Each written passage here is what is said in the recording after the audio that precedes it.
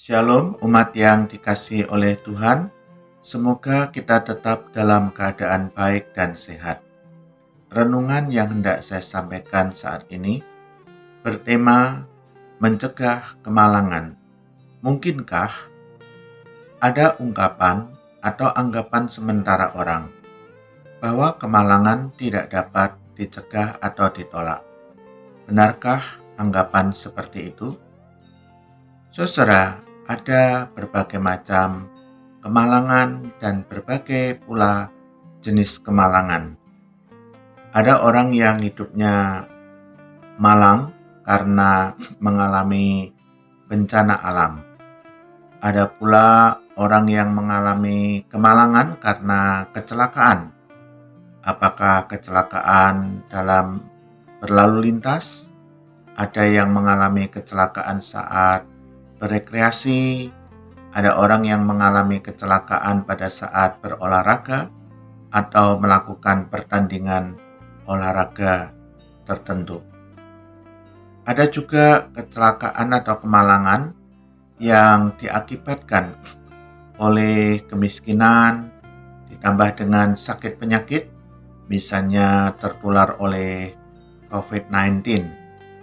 Juga ada kemalangan yang didatangkan oleh iblis sebagaimana menimpa Ayub dan Rasul Paulus. Ada pula kemalangan karena sebuah kecerobohan orang itu sendiri atau karena sebuah kesalahan. Misalnya melakukan tindak kriminal, lalu tertangkap oleh petugas keamanan dan kemudian dipenjarakan. Jadi, karena berbagai macam jenis kemalangan dengan berbagai penyebabnya ini, tentu tidak semua kemalangan itu tidak dapat dicegah atau tidak dapat ditolak atau tidak dapat dihindari. Barangkali ada sebagian kemalangan selama atas seizin Tuhan itu dapat menimpa siapa saja. Tetapi sebenarnya banyak sekali jenis kemalangan itu yang dapat kita upayakan, dapat kita cegah dan terhindar dari kehidupan kita. Perkenankan saya akan membacakan beberapa nas firman Tuhan yang menjadi dasar akan hal itu. Amsal 22 ayat 3. Kalau orang bijak melihat malapetaka, bersembunyilah ia, tetapi orang yang tidak berpengalaman berjalan terus lalu kena celaka. Saudara, objek penyebab kemalangan itu adalah sama, yaitu adanya malapetaka. Tetapi orang bijak yang melihat itu akan menghindar, menjauh dan bersembunyi dari malapetaka itu sehingga ia selamat. Sedangkan orang yang tidak berpengalaman atau orang yang tidak menggunakan akal budinya dengan baik, ia akan berjalan terus dan akhirnya mengalami celaka. Jika semua jenis kemalangan tidak dapat dicegah atau ditolak, mengapa pula Tuhan mengajar kita dalam doa Bapa kami sebuah permintaan? Dan janganlah membawa kami ke dalam pencobaan, tetapi lepaskanlah kami daripada yang jahat. Karena Engkaulah yang mempunyai kerajaan dan kuasa dan kemuliaan sampai selama-lamanya. Amin. Matius 6 ayat 13. Firman Tuhan mengajar kita untuk senantiasa memohon perlindungan dan penjagaan Tuhan yang dapat menghindarkan kita dari berbagai kemalangan ataupun kecelakaan. Saudara yang saya kasih, demikianlah juga nasihat firman Tuhan di dalam Matius 10 ayat 16. Lihat, aku mengutus kamu seperti domba ke tengah-tengah serigala. Sebab itu hendaklah kamu cerdik seperti ular dan tulus seperti merpati. Keberadaan umat yang percaya kepada Kristus di tengah dunia ini ibarat domba di tengah serigala, yang ganas, yang puas sekali. Namun umat dapat terhindar dari keganasan serigala-serigala itu jikalau ia melakukan tindakan dengan kecerdikan seperti ular dan tulus seperti merpati. Adalah senjata atau benteng pertahanan yang ampuh menghindari keganasan serigala. Demikian juga yang dinasihatkan Kristus dalam Matius 26 ayat 41, berjaga-jagalah dan berdoalah supaya kamu jangan jatuh ke dalam pencobaan. Roh memang penurut, tetapi daging lemah. Saudara, berjaga-jaga dan berdoa adalah upaya yang sangat efektif, sangat berguna bagi kita sekalian agar kita yang lemah ini tidak jatuh ke dalam pencobaan.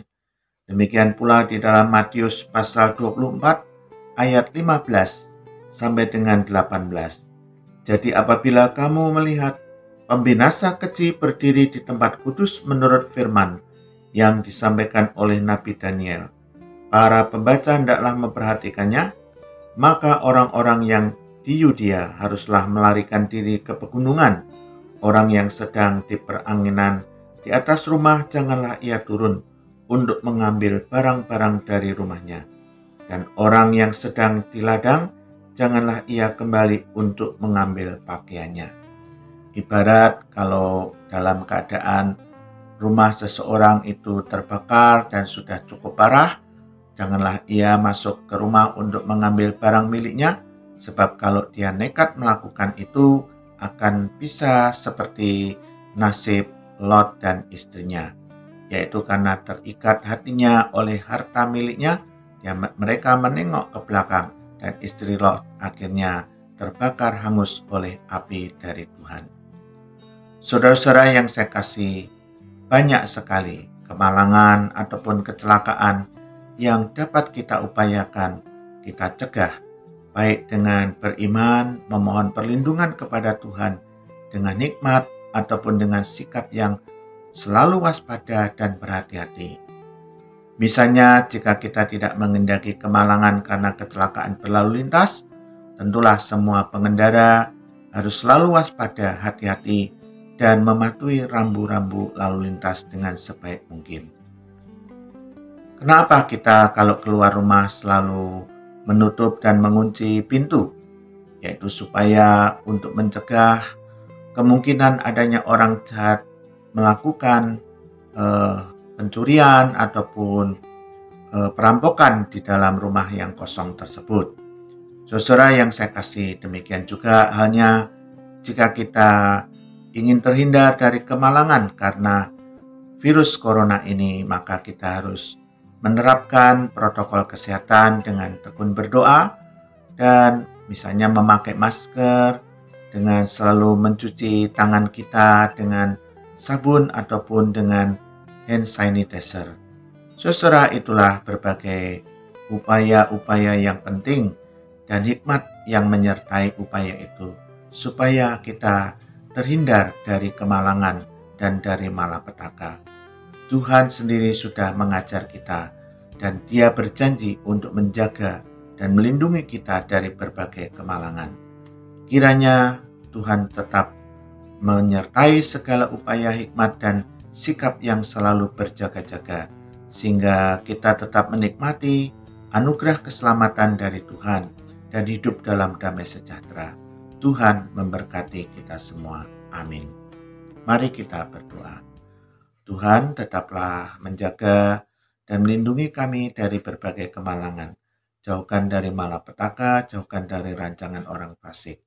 Kiranya Tuhan juga menanamkan sikap waspada, tidak meremehkan adanya berbagai macam kemungkinan bahaya atau perilaku kejahatan dari orang lain.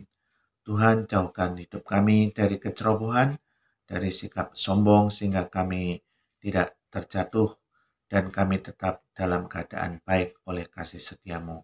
Berkati mereka yang sakit ataupun mereka yang melayani sebagai tenaga medis, para hamba Tuhan yang memberitakan firman Tuhan, para pimpinan gereja yang melakukan pelayanan persekutuan dan kesaksian, kiranya Tuhan juga memberkati dan memberi kelancaran. Terima kasih Bapa untuk semua kebaikan-Mu, terima kasih Roh Kudus atas pertolongan-Mu, atas perlindungan-Mu di dalam Kristus Yesus Tuhan kami. Haleluya. Amin.